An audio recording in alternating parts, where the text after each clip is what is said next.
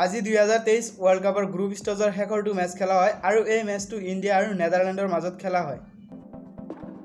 এই মেচটোত ভাৰতীয় বেটছমেন শ্ৰেয়াছ আয়াৰ আৰু কেএল ৰাহুলৰ তৰফৰ পৰা ধুনীয়া এটা শতকীয় ইনিংছ দেখিবলৈ পোৱা যায়।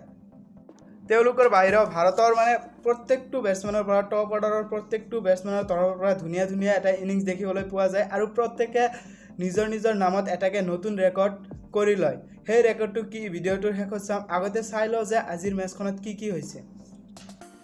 আজিৰ মেচটোত প্ৰথমতে টছ জিকি ৰোহিত শৰ্মাই বেটিং কৰিবলৈ সিদ্ধান্ত লয় আৰু ৰোহিত শৰ্মা আৰু শুভমান গিল আহিয়ে ডাঙৰ শ্বট খেলিবলৈ আৰম্ভ কৰে আৰু ইয়াত ৰোহিত শৰ্মাই 61 ৰান কৰে আৰু শুভমান গিলে 51 ৰান কৰে।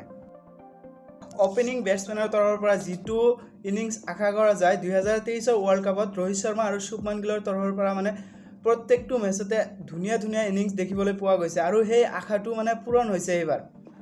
ৰোহিত শৰ্মা 61 ৰানত আউট হৈ যোৱাৰ পিছত বিৰাট কোহলি আহে আৰু বিৰাট কোহলিও 51 ৰানৰ এটা ধুনীয়া ইনিংছ খেলে। ইয়াৰ পিছত যেতিয়া শ্ৰেয়াছ আয়াৰ আৰু কেএল ৰাহুল খেলিবলৈ আহে, শ্ৰেয়াছ আয়াৰ আৰু কেএল ৰাহুলে মিলি বহুত ডাঙৰ এটা ইনিংছ কৰে। লাষ্টৰ 10 অভাৰত শ্ৰেয়াছ আয়াৰ আৰু কেএল ৰাহুলে যিদৰে শ্বটবোৰ খেলে সেইটো চাই বেলেগ কিবা এটা ফিল হৈছিল। প্ৰত্যেকটো বলতে 6-4 মাৰি আছিল আৰু এনেদৰে শ্ৰেয়াছ আয়াৰে 128 ৰান কৰে, যিটো 2023 ৱৰ্ল্ড কাপৰ ভাৰতৰ তৰফৰ পৰা এটা বেটছমেনৰ কাৰণে আটাইতকৈ ডাঙৰ স্ক'ৰ সেইটো শ্ৰেয়াছ আয়াৰে কৰে।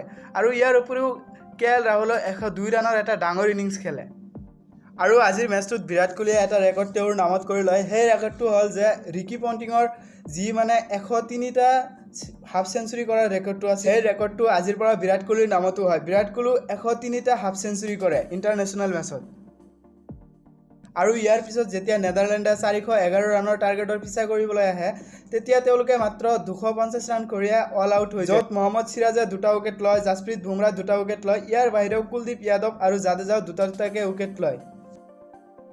আৰু আজিৰ মেচটোত বিৰাট কোহলিও 3 অভাৰ কৰে, য'ত বিৰাট কোহলিয়ে 1টা উইকেট পায়। ইয়াৰ বাহিৰেও সূৰ্য কুমাৰ যাদৱ, শুভমান গিল 2টা উইকেট কৰে, কিন্তু লাষ্টত ৰোহিত শৰ্মাই 1টা অভাৰ কৰে, 1টা অভাৰ নহয় 5টা বল কৰে, তাতে ৰোহিত শৰ্মাই 1টা উইকেট পায়। আৰু এনেদৰে আজিৰ মেচটো ইণ্ডিয়াই 160 ৰানত নিজৰ নামত কৰি লয়।